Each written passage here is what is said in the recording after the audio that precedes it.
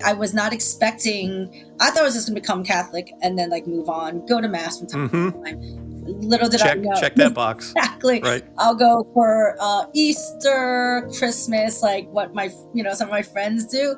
Little did I know, like OCIA takes, my whole life of like, every year I'm like, maybe I'll take a step back, but I can't. Like something about me draws me every year. It's so much time commitment, but it's the best time commitment. Welcome to First Light, where I speak with people like me who have converted to Catholicism. In this episode, I sat down with my friend Sabrina to hear about her journey into the church. We talked about how the Jesuit approach to Catholicism inspired her, what it's like to serve as an OCIA director, and how her Catholic faith brings strength and hope in difficult times. I hope you enjoy this special conversation with my friend Sabrina. Welcome, Sabrina. Thank you so much for joining me today. I am super excited to speak with you. We first got to know each other in my OCIA class because you were, I don't know what to call your position there. Were you my teacher, my instructor? I guess one of just the directors or spiritual leaders, I think it is, just spiritual leader with it. Yeah, spiritual leader. That's a great title. Yeah, and that's how we met. Last fall, I started doing the OCIA process at St. Ignatius Loyola. And you really, really impressed me as just a constant beacon of joy. You were always just so alive and present and joyful and passionately committed to the OCIA class, this group of 20 or 30 people you'd never met before. How long have you been doing that OCIA spiritual direction? So I joined OCIA, which used to be RCIA, in 2015. I was asked to be a team leader with it. So just about when you were doing it, it was just my 10th year. You're a veteran. Okay. I guess it's a veteran. I didn't know that. So you have probably helped shepherd hundreds of people into the Catholic Church. Is that fair to say? Just about maybe 100, yeah, because our class sizes range from about 15 to 20 plus every year. So yeah, I agree. So having been involved in so many OCIA classes or cohorts, what has been your favorite part about the process? I think the process has taught me so much. Going through the process myself back in 2013, 2014, I resonate with what you guys are going through and sitting there, but I'm not really teaching as much, or I'm not trying to like persuade you guys to become Catholic in any way, but it's more like listening. Yeah. Father Hilbert said something to me the other day that made really sense, like that these kind of things is listening to your stories, listening to your questions, and at the end of it, making friends. And I will say I've made amazing friends, some people that are literally what I call my best friends these days. And I never thought like me becoming Catholic was going to be like, oh, I'm here to make friends, because I hate to say it, like I did not need any more friends. Not saying like, oh, I'm so popular, but to a point where like between coworker who were friends, my family, and then like college friends, like I was like, I wasn't there to seeking like new friends. And I didn't know that my class, I would walk away with friends. And then year after year, having one or two or plus people becoming like who I really like, I call friends, I call them up, we go out, we have fun, but we also talk about like life things, it's real friendships. And that's something I think that's a surprise to me that was not what I was expecting. And even like my OCI team, this is like my team at like going out to dinner with them just every year, just working with them on this. It's like they really are friends, family. They are now, my friends are what I call my family too. But that's what surprised me. I did not know I was going to be making new friends out of this. Yeah, well, two things really resonate for me. First, you said there's no convincing, right? Mm-hmm. So outside of Catholicism, not mentioning any names, but there's a lot of convincing. There's a lot of hard selling. Mm-hmm. And that's one thing I really responded to in the whole Catholic approach. And I don't know if all churches are like this, but maybe I had a very special experience where I landed. But I do hear from people that is a typically Catholic way to approach this, not Mhm. trying to convince people, but rather Yeah. to be examples and to be friends. I'll also Yeah. say, I wasn't looking for friends either. I was in a crisis, and I wanted some Mhm. assurances and some peace in my life. I was not looking to bring more people into my life. I'm typically not, I'm not terribly social. I Okay. work from home. I tend to keep to myself more, and getting more that process. I've made several friendships there, and Mhm. now getting more involved in church life. Things are starting to grow organically, and it's bringing me more out of my shell. Um, Yeah. and I love that for you has been a key thing about it, like building friends. It's really Yeah. really really meaningful. What about has anything been particularly challenging about the OCIA process for you and leading there? Challenging. I still get very nervous when I teach my sessions. I've come to Really? a point where, the first few years, you're not really teaching. You're sort of observing. You're being present. Yeah. And our director, spiritual director, was really like, she's like, I was like, first, I was like, I just became Catholic. I don't know how to teach anything. I'm still so new. She's like, no, no, no. It's just like your presence, your aura. And I was like, okay. So I've gotten that like from people, like just the way I approach life. And I guess I make people feel very welcome You do. and safe. You do. You really So do. that's something, yeah, like I didn't Yeah. know that, right? So, but now, like, whenever I'm teaching, and I'm sure when I was in teaching your sessions, like, I like teach almost like I have like like a presentation, like a work thing. I'm very like, and da da da da da da. And that's just how I teach, where other people are very just more slow moving. So sometimes I feel I'm like, oh, am I rushed? Are they getting it? And I pray you guys don't ask like hard questions to me. I'm always like, please, just let me get through this. Do not ask me any like dire, hard, very Yeah. philosophical question because I just don't have that background of Yeah. it. But that's what our team is there for, right? There's times when I like lean on to someone else, and I'm like, but I love working like with a co-partner. And I think Yeah. coming up in like 2 weeks, I may not have a co-partner, and I'm like a little nervous. And they're like, "What are you so nervous about?" I'm like, I feel like because you guys are so trusting of every word we say. I'm like, what if I say something wrong? Yeah.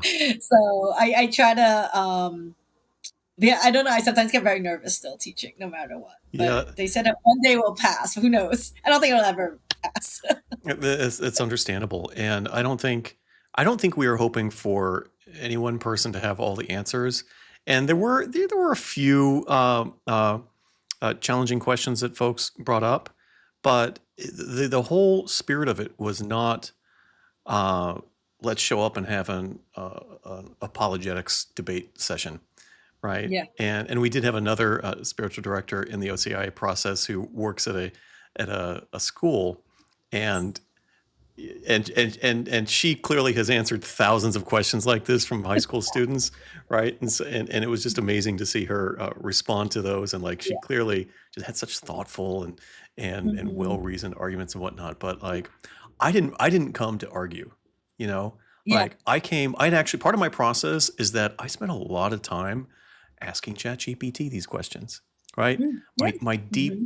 issues and questions and objections and whatnot. Like, I really did pre-work coming into OCIA, and once I was in OCIA, I really, frankly, I figured it was just a formality, and you got to show Hmm. up, and you got to show that you're serious about this and stick around and whatnot. But I did not expect that it was Yeah. the relationship building that really was the thing that would be most impactful and inspiring to me. So Yeah. yeah, yeah, And I don't, can't speak for every OCIA out there, in sure, different parishes. yeah, I know this at Ignatius is very special.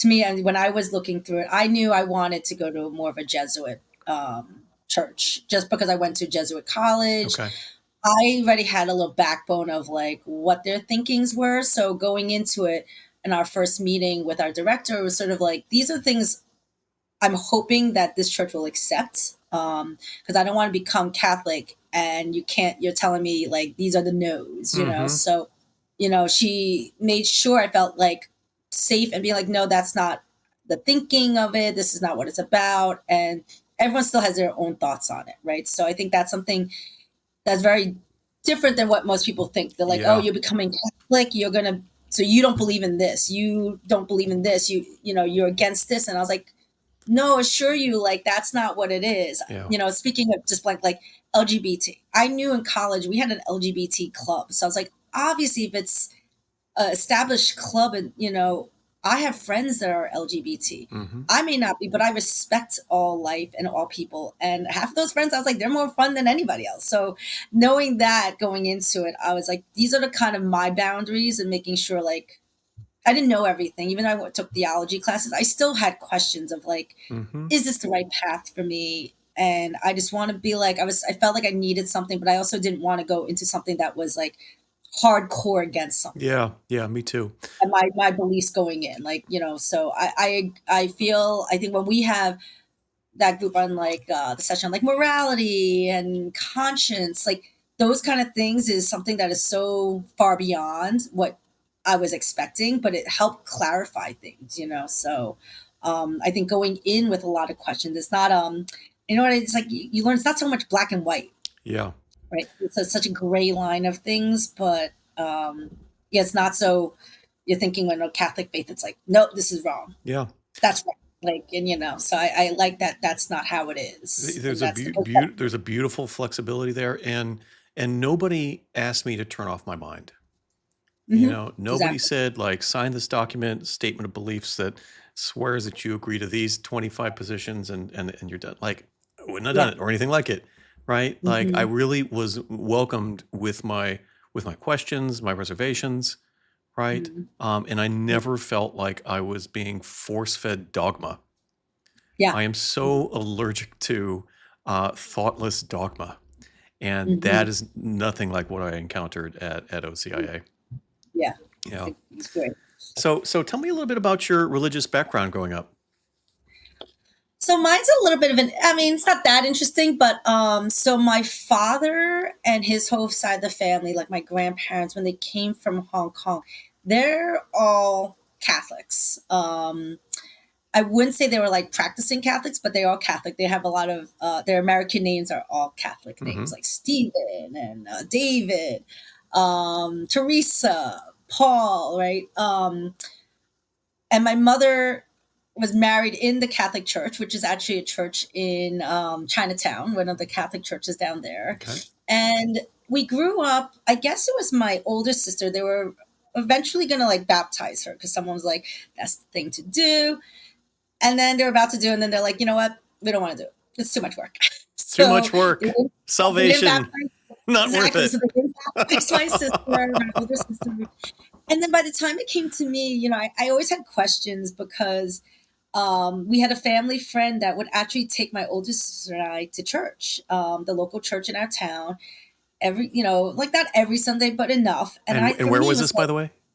Rockville Center in Long Island. Okay.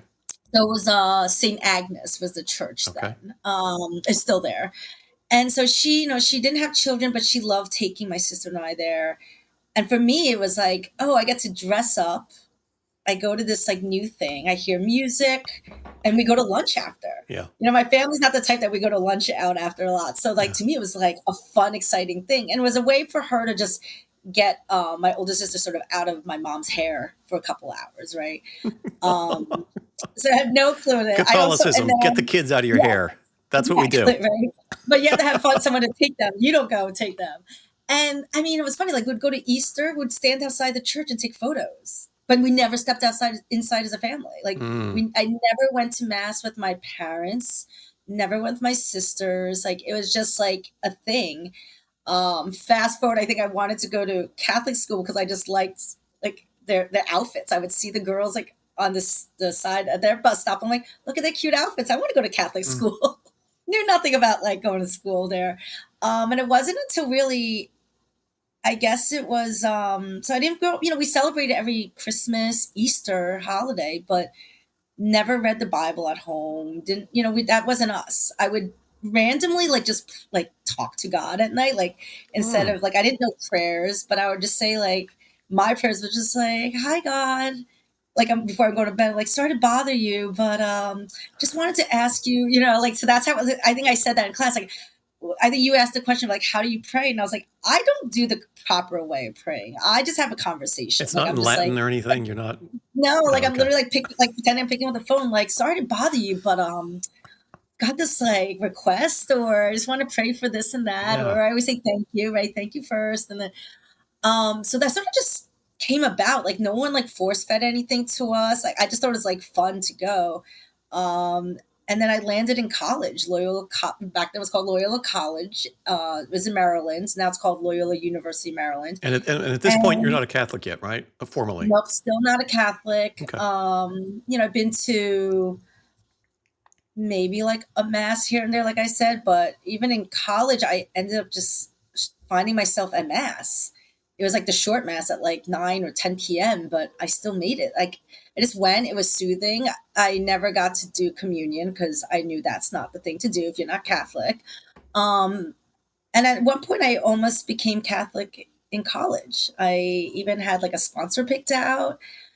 And then sadly 9/11 hit. Mm, And I was like, I don't know, I have really big doubts on this. Like if my thing was if there's a God, like why would he do something like this? It's mm, like so horrible. And you think about it, back in the day there were so many wars and stuff, right? And still people had faith. yeah. But this was our first like my first big encounter as an adult in some way of understanding like hatred or something like that malicious. Hmm. So I was like, I got turned off by it. And then I just like continued my life and just was like, nope, no, I don't need to be a Catholic. Like, it's fine. Still went to masses of like once in a while, like a wedding, went to a lot of weddings, funerals and stuff like that. But I just still didn't. And then it wasn't until I think when my mom passed that I was like seeking something more. I was Yeah. getting the mental health from doctors, but it was like something missing. And I even went to my doctor and said, I think I sort of want to like look back at becoming Catholic again. I had friends who were like, oh, we want you to become the godmother to our children. And I'm like, I'm just not ready. I'm just not ready. I don't know the process. Like, doesn't it take years to be? I thought it took years to become Catholic, Hmm. right? So I Practically. didn't know. Yeah, right. I thought, everyone else had. So I was like, your child is born. Like, what is this happening? I can't rush this. This is a big Yeah. decision. But I always say God put me in that class year for a reason at that exact time. I made certain friends in that specific OCIA RCIA class at that year. So it was like the perfect timing. If I did it before, who knows what would happen, right? If I did it in college, I may not have found Loyola in the city. Yeah. Um, and I only knew about Loyola because I had our college president had passed away and they had their funeral memorial mass there. So that was the first time I stepped foot into like, oh, what is this church? And I think I was in awe of its beauty. And in a way, that's sort of how I fell in love with my college. It was the beauty of the campus. So I was Yeah. like, it's all fitting. Um, and then it was just years later, like I think I was like missing something. I was like, something else is missing, and maybe I just need to like ask God why these things happen. I need just a little more comfort. And I think that's when I joined that OCIA class, and the rest is like history in that sense. But Can I? my family always said, yeah, like my mom used to be like, it's your choice. My parents were like, why are we going to choose your religion for you? Like, this is your life. They thought I was probably going to become Jewish because I went to so many bat mitzvahs. Can we go back to the doctor though? You said you asked your doctor about becoming a Catholic. What did the doctor say? She was a little hesitant, to be honest. Yeah. I think she was just like, oh, are you sure? Like, why don't you try like a running club? And I'm like, but I was like, I don't like running. She's like, you can make like good friends running. And I was like, And stay I'm not a fit. It's runner. great. What else could you Yeah, possibly need? it was Wow. really strange. Like Yeah. that's one thing I was a little turned off by her. I was like, maybe because she's, I don't know. I didn't ask her if she was Catholic or not, but I was just like, I don't know. Like, did she think I was going to go into a cult or something? It was really weird. She wasn't like Yeah. very like gung ho.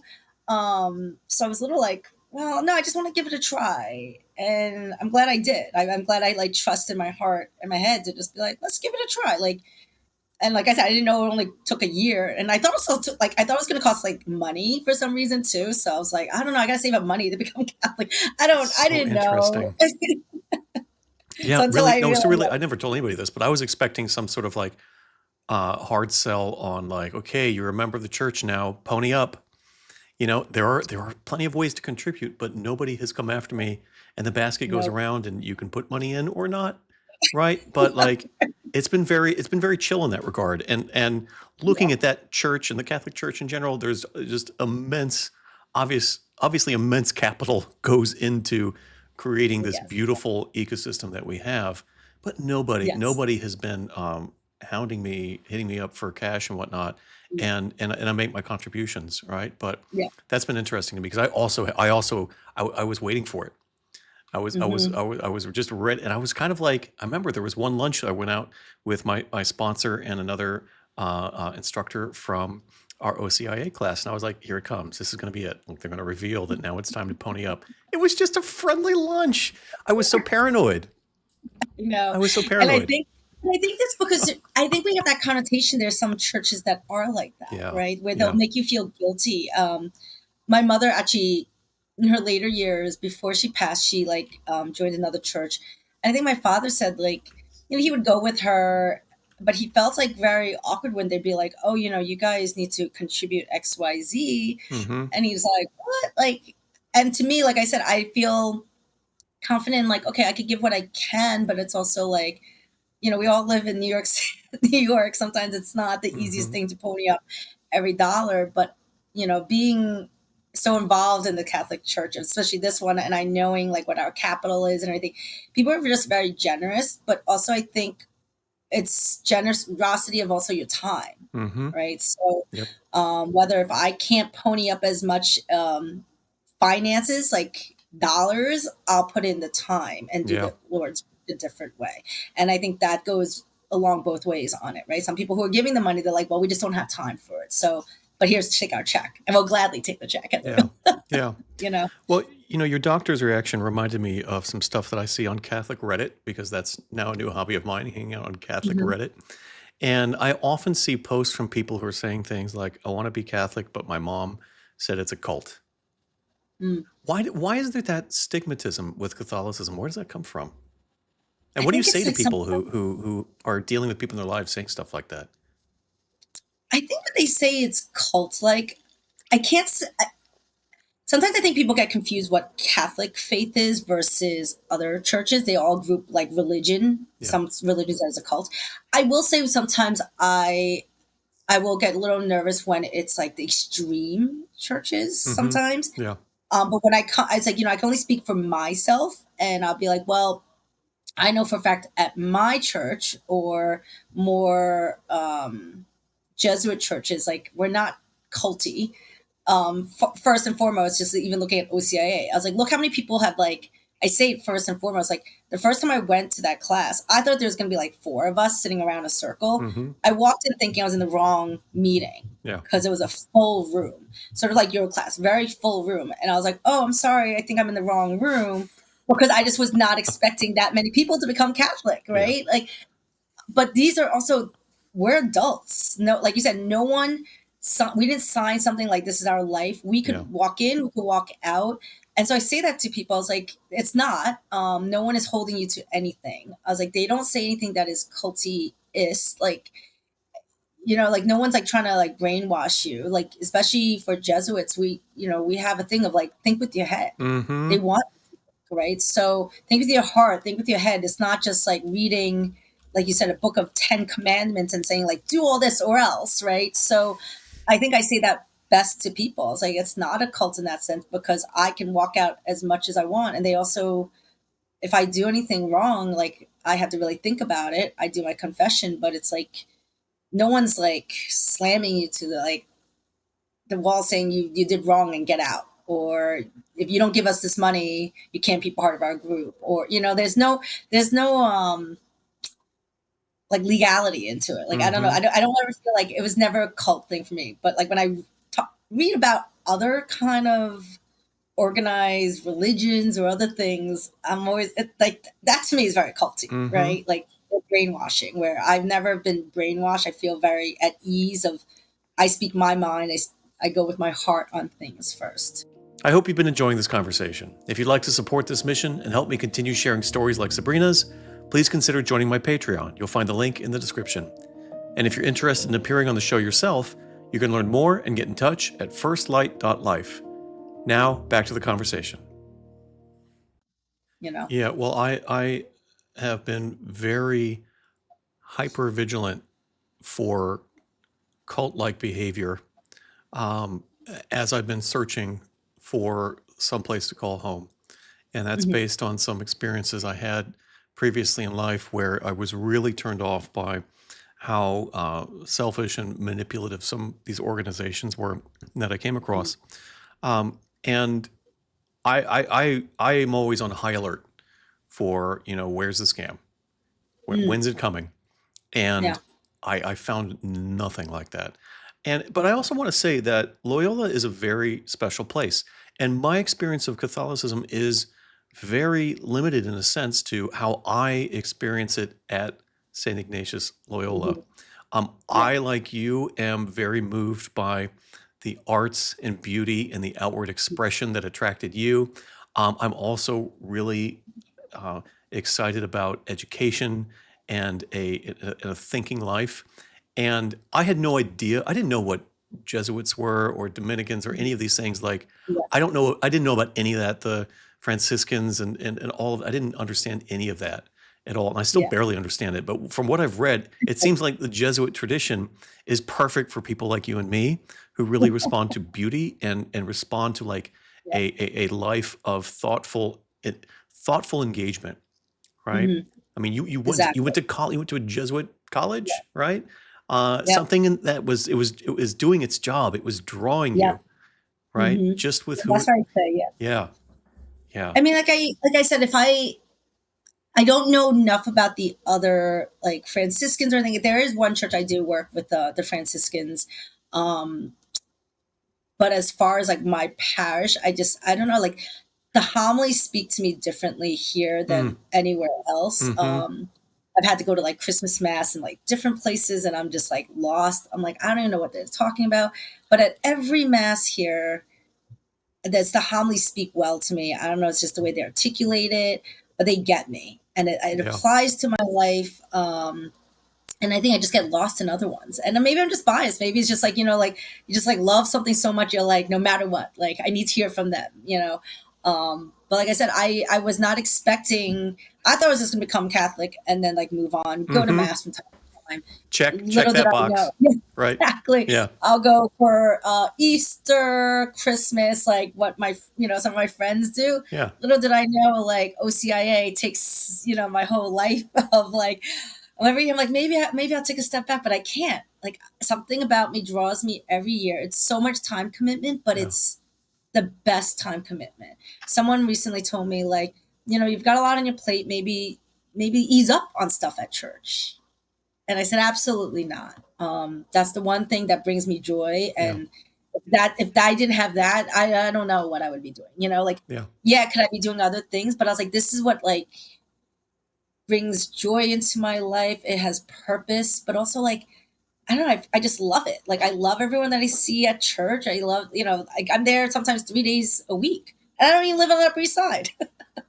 And yeah, that's like the funny part of it. Everyone's like, you live sort of far away, but I think that's if something you love doing and it was a calling. I do really feel like we're put on Earth to do certain things, certain time, and I hate that old saying like you're put in. This is what you're supposed to do, and this is the time. But what else? What else? Like I can't. There's no other reason why I got drawn here, right? I yeah. don't know what else. Well, in my experience so far of doing service is that it doesn't feel like a chore. When sometimes I'll talk to friends and I'll say like, "Oh, I need to get out more. I need to socialize more," and they'll say like, "Join a run club.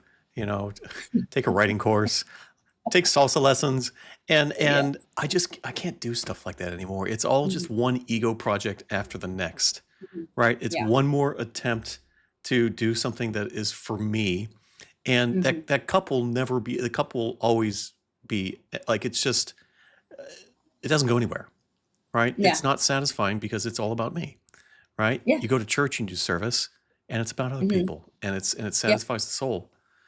Another thing about Loyola, one of the things that really impressed me was the banners that they had up. They have them up again now too, right? And so Yes. they are banners featuring women who are involved in social justice causes like Yeah. immigration reform, Special Olympics, housing rights, voters' Hmm. rights, and whatnot. That really blew my mind. I was Yeah. not expecting that. How long have those been around? Do you know the history of those? They started a few years back, and each year they like brought in like one banner at a time. Hmm. I should know a little bit more about it since I do give the tours. But there is a booklet that I will have to bring to you talking about each woman.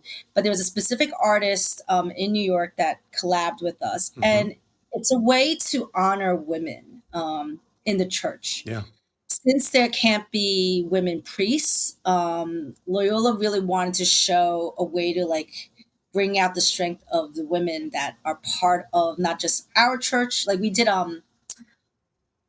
there was a there was a year we actually did a booklet of all the women of Loyola Parish, and we all came in on a day, took some photos, and wrote a little bit blurb about ourselves, and that was specifically just the women of Loyola. So this is like the next step level of just not just Loyola women, but women in like Catholic history, and some of them are still alive, right? But it's just showing sort of like an honor to them because I think specifically here, I think we want to maybe see maybe one day women becoming priests, but this is not the right time now, right? We don't know when it's going to be, but what's a great way to honor? And it's to have these banners, and it to have those banners at our church is just so like inspiring because you Yeah. don't see that everywhere else. Um, they really want, we have women lectors, we have a lot of women that actually run. I mean, the director of OCIA is a woman, right? Hmm. So just showing that is beyond what the typical Catholic old school way of things is. Right. Right. Yeah. So, That was very. you don't have to be a priest in order to change the world. I mean, look at Mother Teresa, look at Cabrini, like all these kind of things. But these are now we're looking at like modern day women that are doing and changing our world. And I love that about Loyola. Yeah. Me And too. yeah, Me too. beauty to have those banners. Yeah. Yeah. So was there a pivotal moment where you realized, okay, I'm doing it, I'm becoming Catholic? Was there one thing, or was it just sort of a pattern of things emerging in your life, and eventually just felt right? I think it's like after I became baptized, like I felt, okay, yeah, I'm Catholic. But it wasn't until I started being more involved with whether it's OCIA, St. Vincent de Paul, like doing some of their outreaches. I used to love when we used to have the homeless program, like women that would stay at our church for the weekend, like very just like eye opening, but just something like giving back to the community. Mm. Um, and then I think year after year, I've been put on some special tasks from Father Yesalona. I was asked to be part of the parish committee. And that's like such an honor just because he selects a few people just to be like eyes and ears, but trying to like figure out what can we do to next? How Hmm. can we be better? We're great. This church is great. We do a lot of things, but still not doing everything we can. I think he's always pushing us to do something more. Yeah. So being on that committee has been really like I'm like, wow, I feel like very special, but at the same time, like, okay, I'm like part of the crew that can make some changes. Um, and I think just having those kind of positions, I'm like, I never asked for those kind of things. And Yeah. I'm like, really? Like, I don't, of all people, you're asking me. And I think at that point, then I'm like, wow, not only am I Catholic, but I'm like, I feel like part of something. Yeah. Like I could join everything, but these are very important things that someone else is trusting me. Like I'm in the hands of my colleagues, my parishioners, and I want to make sure we do everything we can to make our church the best church and helping where we need to help in the world.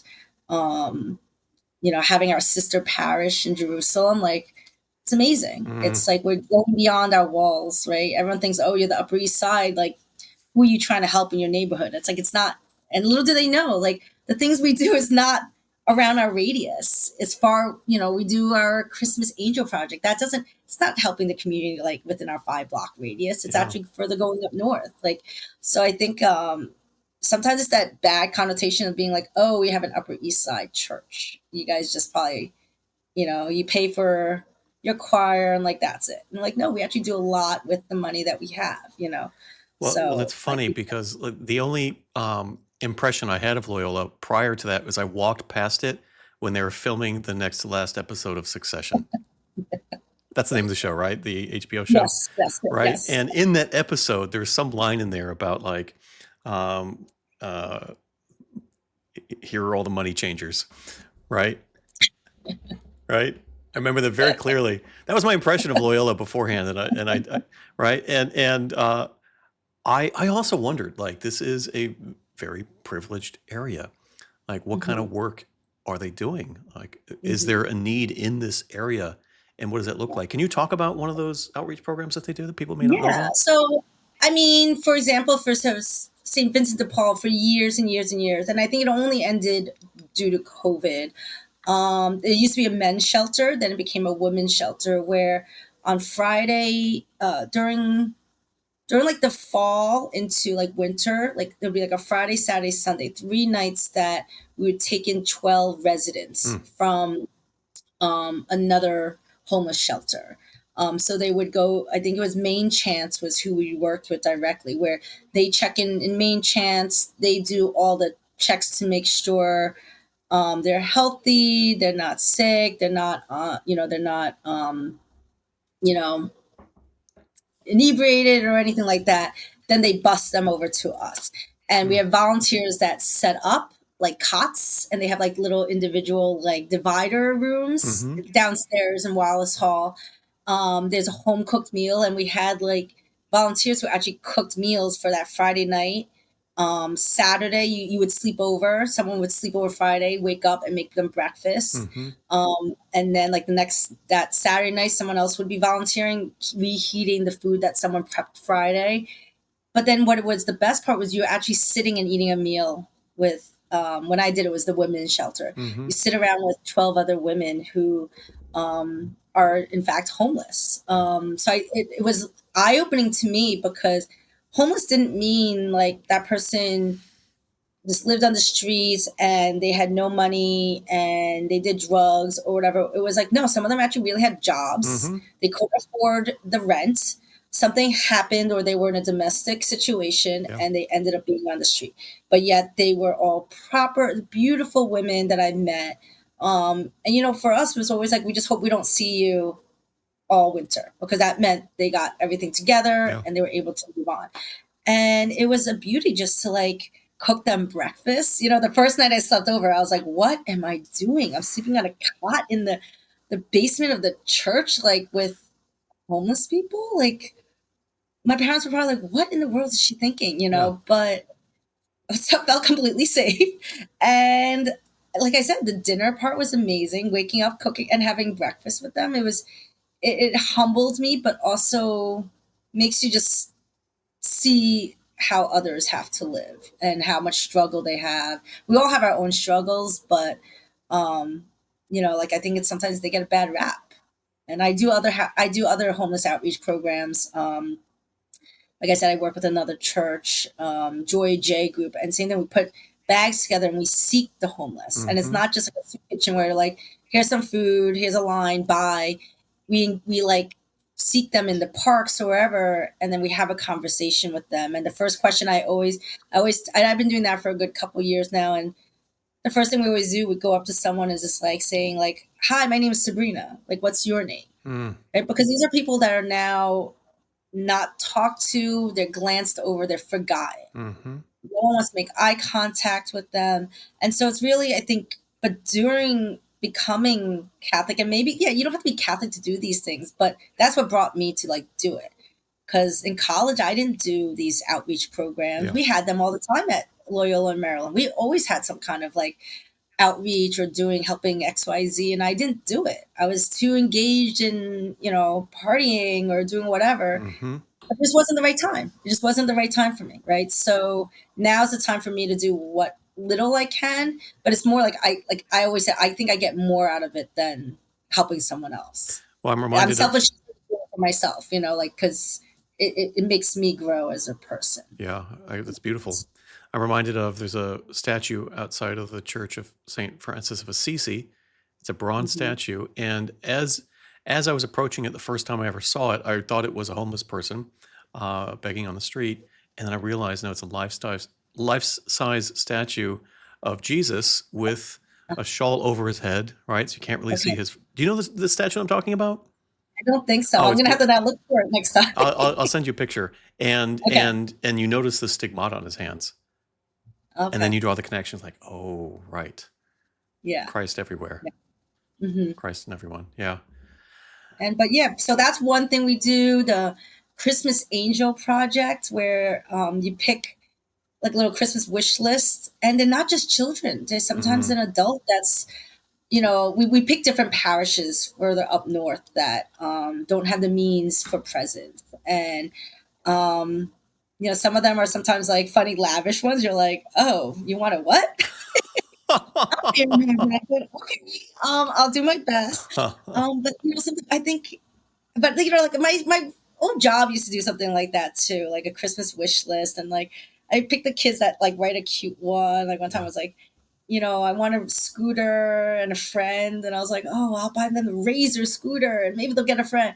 But yeah, so like at Loyola we do that, and it shows the generosity of our whole parish, because we'll like send out like 500 presents or Mm. so, and we load it into a big U-Haul truck and drive it up. It's a lot of work, and this is not the work of like, hoity-toity Upper East Siders. Like the amount of work that puts into making those cards, keeping track of it, and we make sure every card we got, whether a parishioner didn't grab it or not, we as a church still fulfill every card, so that that church gets every present that they ask for. Like every person that wrote one, like even if it was like not picked up by someone, Loyola itself would pick that, and like we just accommodate it, whether it's the gift cards or the actual gift. And like that's something that people don't think that we do. Yeah. And I'm like, it's not, we're not fulfilling our own, like, our own bank account or whatever. It's like actually funding these things, like, so I think that's something that's just eye opening, because sometimes everyone's like, oh, you go to the most hoity toity. And I'm like, no, we do like a lot of things Yeah. that people wouldn't think of. That's We're not beautiful. helping you and I. We're not getting Secret Santa gifts from there. I'm not filling out a form and saying like Sabrina Ing needs this, for Christmas. Um, and I think something like that. And we do a lot of drives. The migrant situation. I think social justice team at Loyal is like insanely so done well. Like they Mm. taking on families and working with them and getting their needs met. It's not helping hundreds of families, but even the few families we helped is something that we were able to do. So I think things like that sometimes we just forget to talk about, but we're not trying to like boast ourselves. This is just what we do. Yeah. You know? That's beautiful. It's sort of like how I just have to like use. I think bring it up when I have to like almost like defend. I think that's what it is, because people are Yeah. like, oh, the Catholic Church is just like money hungry and just collecting money for themselves for their pockets, and I'm like, I don't know about every other church, but not our church. Like I know where we have to spend the money. It's not cheap to upkeep the church itself, but the things we do, we have a lot of activities, and someone's got to pay for it, right? So, Very true. yeah. So it's defending. You mentioned earlier about going through 9/11 without faith and how that brought about a crisis of faith, or without a Yeah. religion, I should say. Um, since you've become Catholic, has there been a moment where you really had to lean into your Catholicism? I think I still do. It's not even just one moment. I think it's still every day. I sort of had a discussion with a group today, and I think we all have our own anxiety issues every day. I mean, part of it was the faith helped me through the process of my mom and me just trying to understand. Like, I think if she didn't pass, maybe I wouldn't have gone to church to find Hmm. healing. Hmm. But at the same time, it's still a battle. Like some years I'm fine, some years I'm not, and some days I really dig deep of like, why did this happen, right? So I'm really digging deep into my faith of like trying to still understand death. I think death gets me. I think every single time. Mm. I've lost a lot of friends at a young age. Um, even at an old age, you're still like, it still hurts, but you're sort of like, okay, well, they're 90, you get it. But I think when it's a young death, it's hard, Mm-hmm. right? It's really hard to grasp that. So that's sometimes where I dig in a little deeper. Um, I face sometimes anxiety or slight depression, and I'm still like, always like, I'll go in my moods, but then there's like, how do I crawl out of it? And then I like snap out of it. Mm-hmm. And whether it's going to mass, hearing the good news, or like sometimes I just have to rely a little bit more on my friends and my church friends to help pray. I don't think there's one moment. I think it's every day. Every day is a struggle, and I mean, I Yeah. think the world we live in now, above all, is something we need more of faith, and not necessarily are you if you're not Catholic or not. I think it's still believing in like just faith and trying to just be better, right? Being a better person. Like I always said, I'm not one like if you don't go to mass, you don't go to this, you don't go to that. It doesn't make you a bad Catholic. A bad Catholic is just being a bad person, right? Mm. If you don't care about other people, yes, we have to take care of ourselves at times too, but if you don't have empathy for how others have to live sometimes and you have that, like, then what are you in my eyes? Whether you're Catholic, Jewish, Hindu, like, I don't care what religion, but to me, it's always just like, be a good person. It's Because about how you treat Catholicism, others. yeah, Catholicism Yeah. is just, then the formality of it sometimes and the whole Eucharist, like different things, right? But it's not making me just because I became Catholic doesn't make me automatic like you're a good person now. No, Right. you have to work on it. You have to, sometimes I think I used to go to mass and then on Sundays I'm like, okay, all right, this week let's be good, Sabrina. Like let's try not to yell at someone. Let's try not to lose our You yell temper. at people? It's very hard for me to imagine. I do. Really? Years ago at work, there was someone that was just, oh God. And like everyone at work would just like watch the show. And they're like, oh, look, she's getting angry again. And I'm like, oh my God. And I would go to mass and I'm like, please just make me like be patient with this person. And I know it's the side that people don't see. I call it the Scorpio side. Ah, The okay. Scorpio My mom side. was a But Scorpio.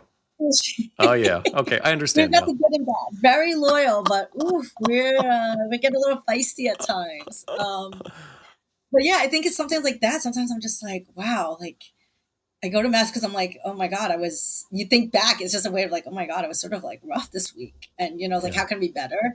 Um, and some people don't need to go to mass for that. I mean, I do because I feel like if I'm not there and I don't listen to it, I can't get the full experience. But net, like I'm like always saying, I'm like, listen, you could be whatever religion you want. You could be the best person, but just because you pray every day or you sit in mass every day doesn't make you an automatic like straight up to heaven. You're great, Mm-hmm. because none of us are great, right? We all have our faults every day. So yeah. It's a daily process. I just got a book on the examen Okay. that Maureen recommended, Okay. and that's really beautiful. It brings in because I've done gratitude lists in the past, Hmm. right? But this is a Yeah. gratitude list plus an examination of conscience, plus a plan for the rest of the day or for the next day. It's really Okay. cool, and it's such a All great right. interruption to like just go like doing it in the middle of the day too. I've Uh-huh. done it. I've only done it once so far, and it was shocking to me I because may have to do one ourselves. oh, so this is a Loyola thing. The Yeah. examen Mhm. is it's Yep. really Just they do retreats and whatnot. You can do like a full mhm. month long one of these things, which I hope to do Yeah. someday. But like I will pray my rosary walking around the block, getting my steps in, right? Uh-huh. But sometimes it gets kind of mechanical, right? So Yeah. the examen is actually like 15 minutes that you spend where you just do an inventory of what's going on and being grateful and Yeah. making a plan for the rest of the day. It's That probably would resonate better with me than the rosary. I'm going to be the first to honestly say, like, I'm not the best at praying the rosary. Um, like when we do that session, I'm always like, I'm so lost because I don't do it. I get so nervous every year for You it had a because I'm like, rosary oh, ring that you pulled out, I remember, right? I do. That's right. I have 10 Hail so many Marys, rosaries. that's it. Yes, I'm like everyone does it. Everyone gives me all these things, but I'm not the best at it. And then I feel guilty about it. But at the same time, like I said, I think something like that, the examine would probably work better on me, right? Yeah. Um, I'm a writer, like a journal writer, Yeah. and you probably seen me at mass writing in my Oh journal. yeah. Like I journal. I think Father Yeselon's like, "Do you write word for word that I say?" I'm like, "Sort of," but the ones I miss, I just go back and watch it on YouTube. And he's like, "What are you writing down there?" I was like, "Your homily, like my thoughts." He's like, "Oh wow." He's like, "Oh my god." But I do it with every single one, and then, but it's a way for me to grasp it. But so that's why I think like the examine how like the Jesuits pray on certain things. Like I think that resonates to me better than, yeah, I'm not. I'm going to first admit. I'm going to admit it here. I'm not great with the rosary. Thank you for everyone who buys me rosaries. They're pretty. Just don't use it. That's so funny. I It's know so they're funny. beautiful. Yeah, because when you're the student, you just assume that the teacher does all the things and does all the No, things perfectly. Sky is the rosary queen. She She is. has rosaries ever. Oh yeah. I'm like we allude to her. I'm like me. No, don't. I'm not going to pretend. I'm not going to lie. I just am not good with it. I really like formulaic stuff. It's just the way my brain works. I like Yeah. repetition. I like memorizing Mhm. things. I really responded to the rosary. But like I said, sometimes it doesn't really bring me into an experience of depth the way that it should, which is also Mhm. why I'm curious about doing the examine more, because for me it's easier to engage it, you know. Yeah. But let No, I'm me gonna. ask you. Let me go back to the crisis of faith that you had, and you really struggled with how could God allow evil in the world, essentially, right? You're talking about 9/11, and I'm Yeah. curious if what your thoughts are on that now, if you have an answer now.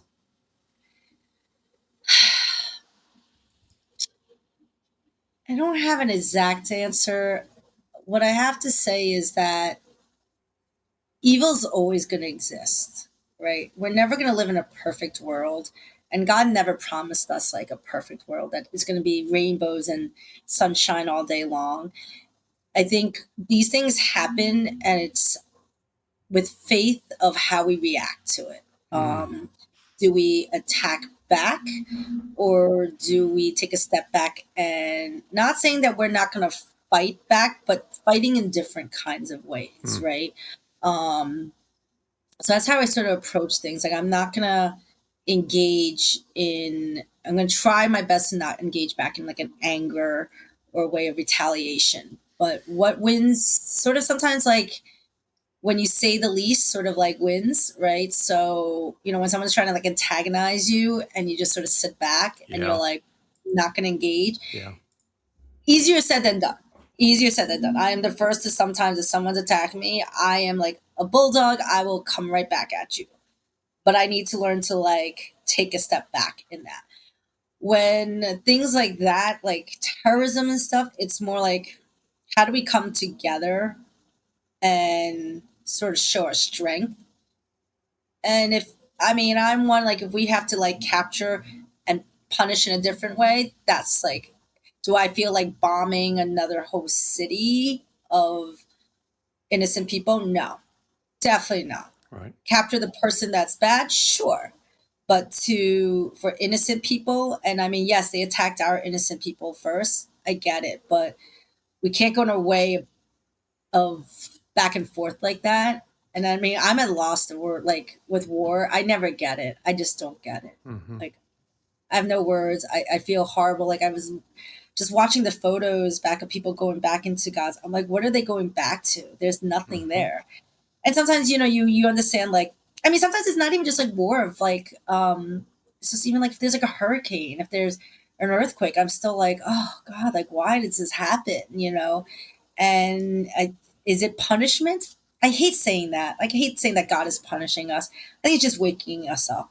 Like Mm, wake up, like treat the world a little bit better. I don't think it's a punishment in that sense. I hate using it to be like that way. yeah. But it is eye opening. It's like, why are we having all these issues? Are we not taking the hints of like, is the ozone layer going back? Like things like that. Like I'm not a scientist. I'm not a biologist.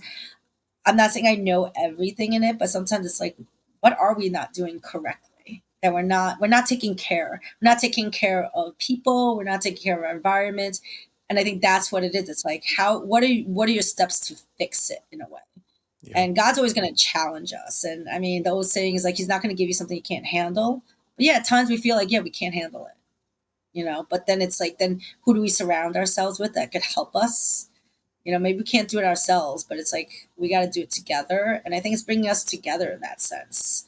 And I think, but right now, a lot of times everyone's like so concerned about themselves that we're forgetting to take like group together and solve the problem together.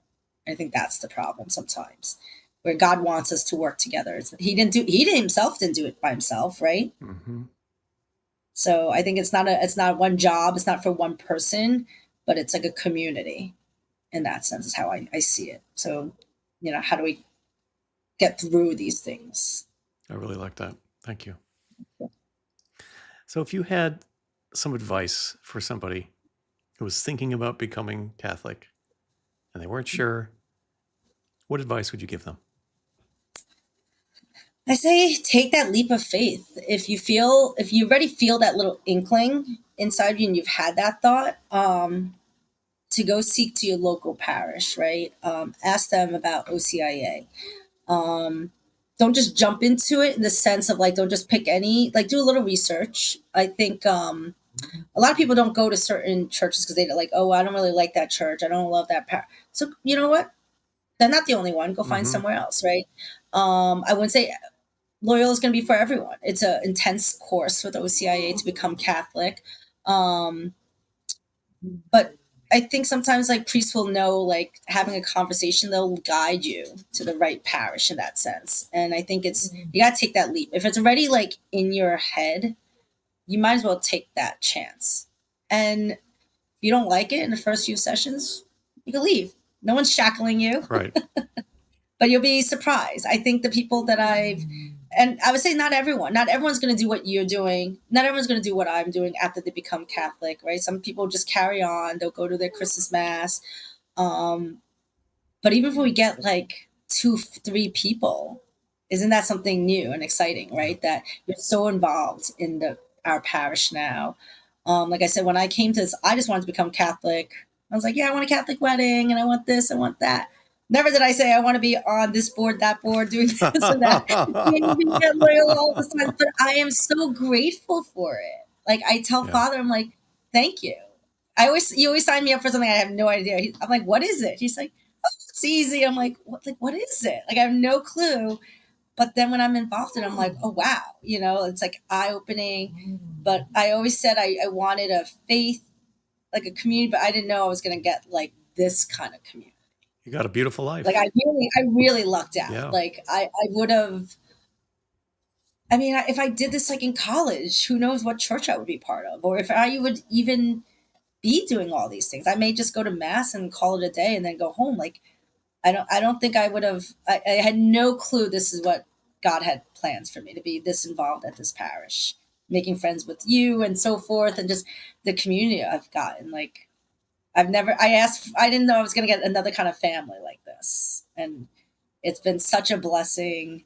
But yeah, like this is where I like really trust God. When it comes to this, I'm like, all right, he's leading me the right path this way. So I'm very blessed in that and finding it. So I say follow your heart, It doesn't cost you anything. Nope. Some time, but it's also what you put in it, right?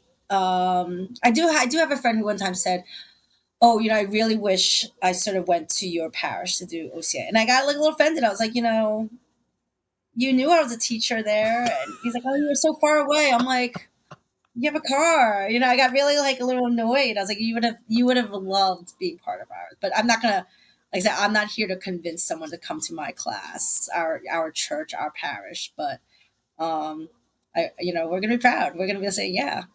When we're at St. Patrick's, I get so proud. I'm like, yeah, look at how many we brought in this year. I think we had the biggest class last year, right? Yeah, like we're so proud of it. Yeah. I think even Father, there was one Mass, Father Cardinal Dolan said something. He's like, we were bringing up the gifts, and I forgot who I was with, and he's like, oh, it was like for the newbies, and I was like, oh, I'm not a newbie. He's the newbie now, and he's like, oh, like what parish you guys from? And we're like, oh, St. Ignatius Loyola. He's like, oh, I'm sorry you guys had to come down to this lowly church. He's talking about his cathedral is lowly. And I said, yeah, well, we got to do what we got to do.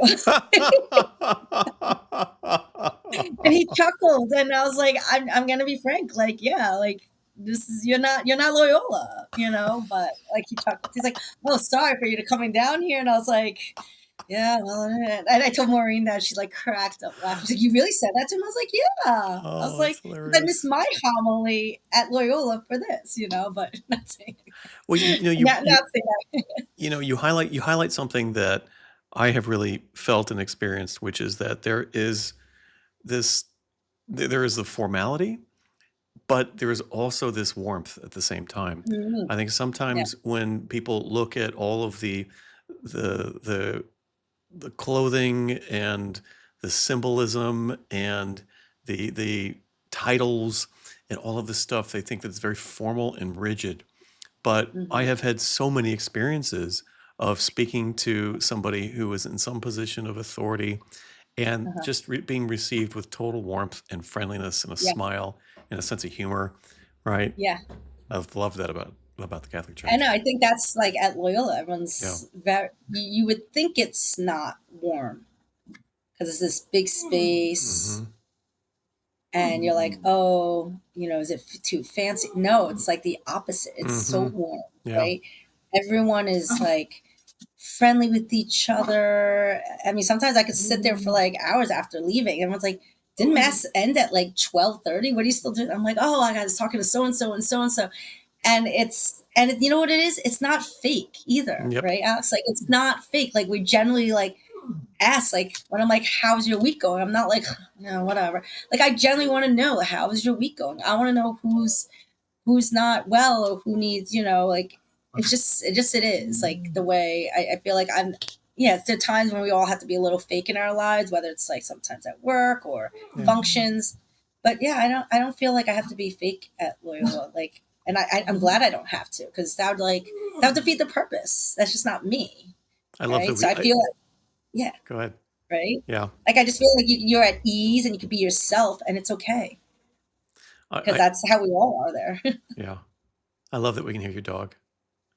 I know. What's your dog's name? Sebastian. Sebastian is hungry. He's either hungry. He's like, get me out of this room. It's like enough Catholicism already. Play with me. Come on. He got the bath. You got blessing last week. Well, Sebastian, let me ask you two more quick questions. Yeah. Okay. My first question is favorite saint. Who's your favorite saint? Oh. If you had to pick one. Oh my God, this is a tough one. That wasn't on the question board. I know, surprise. He wants some water. Oh my God, let me think. Oh, I'm not the best at this. Oh my God, sorry. Saint Sebastian is fine if that's the one that you want to pick. Let me just see if he wants to get outside. You want to go out? He's like, enough talking. I may have to just choose Loyola at this point. That's fine. Only because it's not even my saint name. My saint name I came because there was a Saint Sylvia. My mother's name is Sylvia. So she's a great saint. I don't know much about her, but I just chose mainly for the name. Yeah. Loyal. I'm going to have to say just Loyal only because I followed the Loyola name. Like the fact that I went to a college that said it was Loyola. Yeah. Like I said, no Catholic background. My parents were like, choose whatever school. And it wasn't like, oh, I have to go to a Catholic school. My parents did not they didn't put us in. My dad went to Catholic school, like, grade school, but we weren't. Went to all public school. And so I'll say what drew me there. Who knew, right? God put me there at Loyola. And the fact that I stepped foot at St. Ignatius Loyola, mainly because of our president's passing, that I stepped foot in there. So I feel like St. Loyola is the one that's just guided me. And it's only because that name, right, that resonated. I knew, like, I didn't know every other saint that there was. That was the only thing I knew. So I think, like, he's guided me and, like, kept me safe and told me to just follow. Like I said, non-Catholic girl going to a Catholic school and then being what I am now. it has to mean something. Well, So I'm gonna say with him just because of his name, and he sort of lived like a wild life, before a he great gave up saint for our everything. day, a So I soldier. was like, he was real. Like, maybe I wasn't a soldier, but like Yeah. he was, he partied, he did, so I feel like maybe that, like, he wasn't like born and was like, oh my God, he became a saint. I think Mm-hmm. that's what the beauty of all the saints are, right? They all had some kind of like awakening moment and they changed. So I'm gonna go just loyal just because he hasn't done me wrong, and I followed his motto and being part of his path, like from college to now, Yeah. where this is my home of Ignatius Loyola. I think I'll go with him for now. Come back Perfect. to me another day. No, I don't know. Perfect. What's your favorite saint? Oh boy. Um, well, right now so I'm going to Rome next week, Yes, so and they're jealous. doing a canonization ceremony. I have several favorite saints, but right now I am really fascinated by Blessed Bartolo Longo. Do you know his story? No, not at So all. Blessed Bartolo Longo, who will become a saint here in about a week and a half, was a satanic priest in Paris in the late 1800s, and he had a conversion experience and built a shrine to the Rosary and dedicated the rest of his life to Christ. I'm surprised more people don't know his story because it is so outrageous. It's an audacious story. But nothing I have done it comes even close to what he did. And Mhm. whenever I am tempted to feel like, because I can be pretty down on myself, you know, um, and whenever I'm tempted to feel regret about my, sins and choices I've made in my past and whatnot, like clearly God's forgiveness is so much faster than I frequently remember it is. Mhm. If a guy like Blessed Bartolo Longo could be canonized because of the Mhm. depth and sincerity of his conversion, that means a lot of people. I think a lot of people. I remember thinking, like, do I really deserve this? Do I deserve to Mm. be a Catholic? I felt that when we were in the Lady Chapel, and I think it's when we got our those wooden crosses, Okay. right? I remember sitting Mhm. there feeling like I'm not sure I deserve this with some of the things I'm ashamed about, Mhm. But I mean, it's just peanuts compared to what Portalo Longo was into, right? So I mean, I think that's the crazy part. Being like we talk about things about your sins, like we're always so hard on ourselves. But even when we do something that is considered very sinful, I'll say it was, I think, my second time going through to confession, and I was like, no, I'm not gonna hide behind the little wall. Like, mm, I'm gonna just make a meeting. And this was actually before Father Yaslon became the head pastor. And they're like, "Oh, do you want a like specific priest?" And I was like, "No, just like anyone's fine." But I was like, "I want to like, I want to set a meeting because this is like very important. I feel very like hardened by it." And I would just say, people are so afraid of confessing their sins, and when you do it, it is a breath of fresh air. But also, I mean, he said, "I'm not going to say what my sin was, but I will say what he did." He said, "Now go do something nice for yourself." mm. And I was blown away. I was like What? so confused, and I said, "I don't get it." Like, and I started crying again. I'm like, "I don't get it." Like, I did Huh. something like so wrong. But that's the beauty of it, right? Like that God like is forgiving you. You won't do it again, but also like you're human. Like you make decisions, but like it's sort of like what turned back to today's, like what I was talking to in my group today. Like we have to have grace on ourselves. We're not perfect human beings, and we're going to make decisions that we think at that moment may be right. um Maybe it was the wrong decision, but at this point, like, you can't go back. But also, like, I think, and that's what, like, the moral is, like, do, like, stop being so hard on yourself, right? That's And I totally think it's totally with different from what I think most people think confession is. right? I think Yeah. most people think confession is like you go and you say all the bad things you did, and then you get a punishment, and your punishment is to Yeah. say the rosary X number of times, Yeah. and whatever, do some more penance or whatever it is. Yeah. That's really interesting. That's really Yeah. interesting. I've been to That'll stay with me forever. wow, Since then I haven't gotten the same one.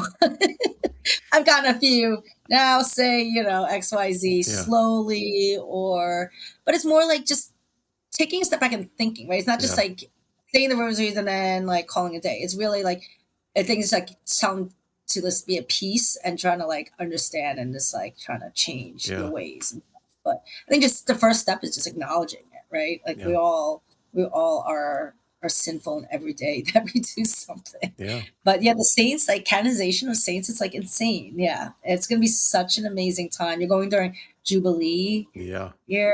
Like, I know. I was trying to figure out, like, okay, can I still try to go early January or something? I may try, Well, even if it's a little weekend trip.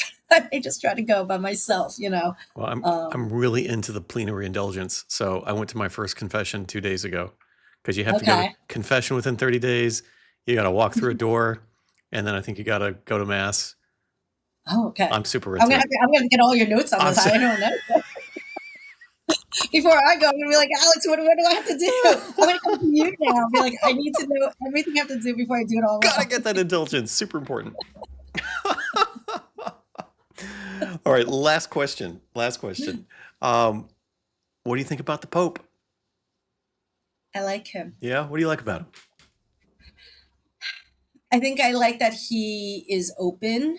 Um, it's not conservative, so I'm going to say that. I'm not saying I'm a full liberal in it when it comes to church, but I gear towards more Jesuit. Right? I came at a time during Pope Francis, who I was so excited about because he was a Jesuit, and I Mm-hmm. was like, yes, like Jesuit ways. So Pope Leo is not Jesuit, but I feel like he follows along the same path and thinkings. And some of the things he's already said, I'm agreeing with him. I like his stance. He's not letting people bully him, Mm. right? Mm-hmm. I think sometimes, and listen, also some bishops and they're not all perfect either. So like some of them could be swayed a certain way. So I like that he's being like standing his grounds Mm-hmm. of what is morally right in that sense.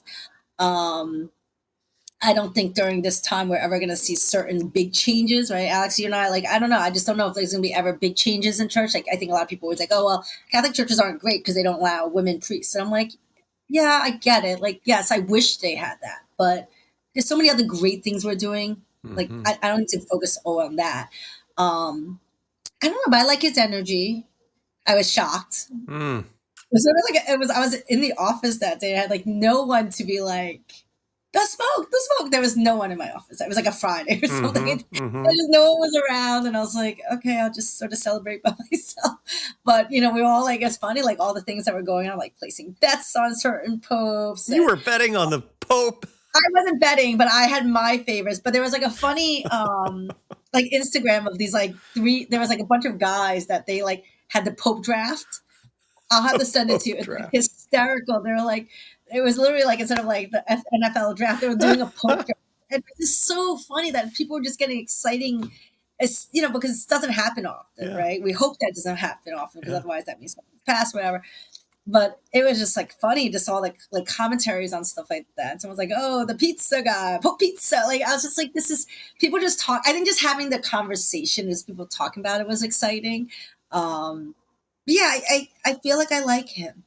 I think also Father Martin, like I watched his the commentary of Father Martin on was it ABC? I think it was on ABC, and it's sort of I feel like okay, if my priest who's at my parish likes him, Mm-hmm. I trust them because they'll know more. Yeah. So I lean on my priest to sort of like guide me. Like, do we like him? Do we not? But I think it's also early, right? But so far early, I don't not like him. I'm always gonna love Pope Francis because he was like I think part of the reason why I felt really comfortable becoming a Catholic. Yeah. Right. I love that we're doing that. There's a movie night, I think, in 2 weeks of Pope Francis. I'm like so excited about that because I'm just like obsessed in a way. When I went to Rome, well, I saw Pope Francis when he came to New York. I got like someone did the lotto and they won the tickets in Central Park. Mm. What a bust. What a bust. People were fighting. It was a horrible day. I got there like 5 a.m., stayed there all day for the Pope Mobile to pass me that I was so far from where the track was. And he just went like, zoom. And I was like, oh my God, that's it? Like, Oh. that's all. So I was so devastated.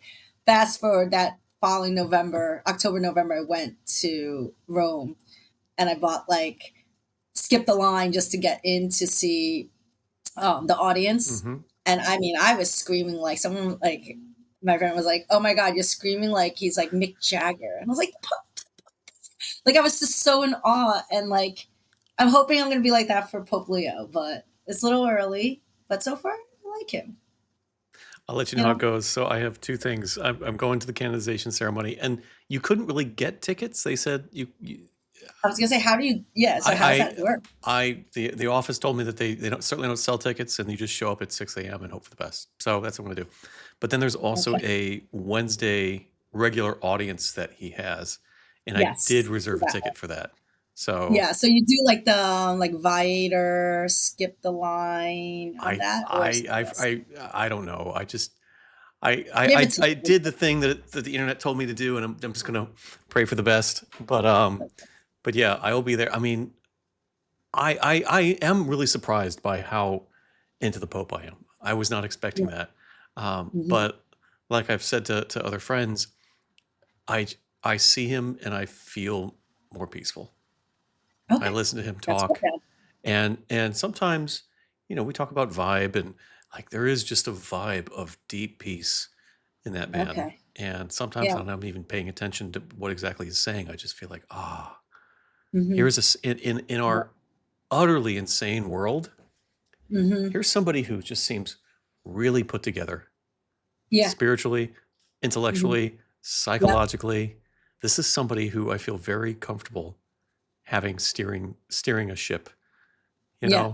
I've actually got his And I picture. I've think got his that's picture what on the I wall think now. that's what, Yeah, oh, I love yeah, it. yeah, And I have a few like like books on Pope Francis. yeah. So but yeah, I think that's what it is, right? Someone that gives you peace, right? You Yes, would never think, but that's like what they're there for, right? yes. And I trust that we're leaning towards the right way into the future of things, and God willing. especially with the younger Yeah. generation, right?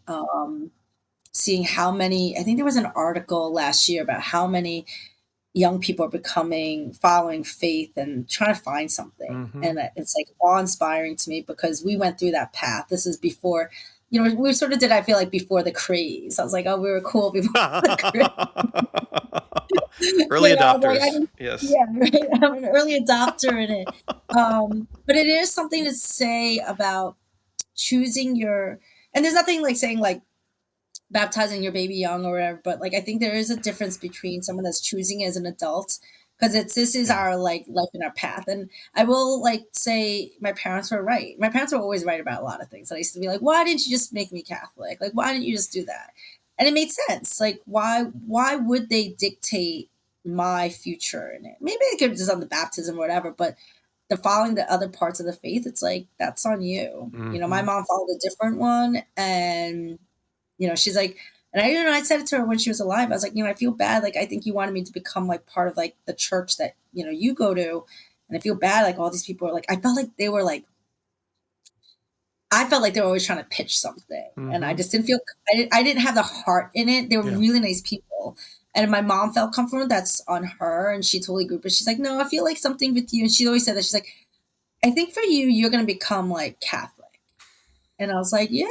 She goes, because she knew I liked faith in general. Like Yeah. she knew I liked prayer, like the prayer group. But she's like, but I don't think you're going to become like into this Christian church. She's like, I think you're going to follow, like, I think you lean more towards like the Catholic thing. And I was like, okay. And, when she was not well, she'd be saying to me, pray for me. And like, Mm-hmm. she knew that because I was the only one that like had that like faith in that. Not to Mm. say that my sisters, it's fine if my sisters believe in it, but they don't. But she came to me because she knew always in my heart something about it. So sort of in a way, like she knew. she knew one day I was going to become Catholic. It was sort of like crazy. So then that's when I told my sister, I was like, can I have mommy's cross? And they're like, yeah, what are we going to do with it? So I don't want to get emotional, but yeah, like, I think it's weird how like God does put you in that.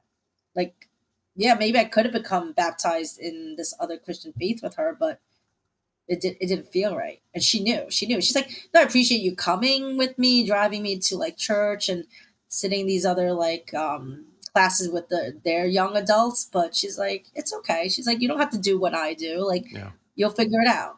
And I figured it out. Sounds like a great mom. Yeah, she was. Yeah. She's in my heart. She still guides me. But yeah. Well, Sabrina, thank you so much for speaking with me today. You Thank have you. such a Such a light joy. about you, and just the way that you talk about your faith and the way that you show up at Loyola and do the immense amount of service that you do. You are a deep inspiration to me and so many other people. So thanks again. You're inspiring me so much too with all the work that you're doing. Like, Thanks. I get so proud. I'm like proud parents when you guys find your own path of things. It really is like, we don't like to be like, do this, and that's how you become. It all come on your own. And like, that's what I love about this. And like seeing all the things that you've done already within not even a year. You didn't even break a year yet. And you're doing so much, and you're bringing so much light into everyone else too. So I thank you for joining at Loyal and being part of our group and everything. So it's been the honor of my life. Truly. Same back at you. So thank you. All right. Well, I'll see you soon. Okay. See ya. Bye. Bye. Thank you so much for watching this episode of First Light. I hope you found something meaningful in the conversation. Please subscribe so you don't miss future episodes. And if you'd like to support this mission, you can join my Patreon. The link's in the description.